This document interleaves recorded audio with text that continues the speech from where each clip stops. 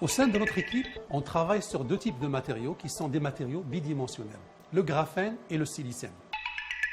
Le graphène, c'est le système le plus étudié à l'échelle mondiale du fait de ses propriétés électroniques extraordinaires. Par exemple, dans le graphène, les porteurs de charge se déplacent à une vitesse constante, ce qui fait de lui un système potentiel pour remplacer le silicium dans les dispositifs électroniques. Malheureusement, si on veut fabriquer un transistor à partir de graphène, il va falloir le fonctionnaliser.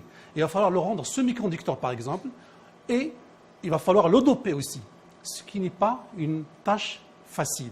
La piste que nous sommes en train de suivre au sein du groupe pour le fonctionnaliser, c'est de déposer des couches organiques sur le graphène.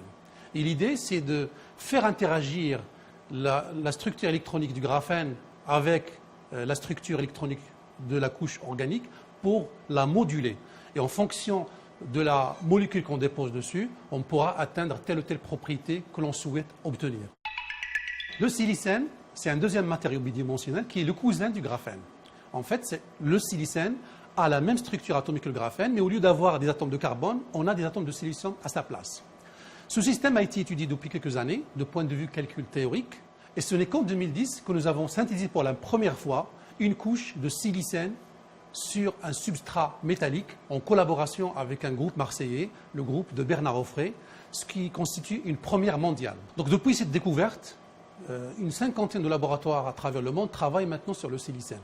Malheureusement, le silicène n'a été synthétisé à ce jour uniquement sur un substrat métallique. Et donc, puisque le substrat est métallique, il est conducteur, et donc cela va masquer la structure électronique du silicène. Et le véritable verrou technologique qu'il va falloir casser ce jour, c'est de faire croître le silicène sur un substrat inerte, par exemple un substrat isolant. Cela va nous permettre d'avoir accès direct à la structure électronique intrinsèque du silicène et par la suite, il pourra être intégré dans des dispositifs électroniques futurs.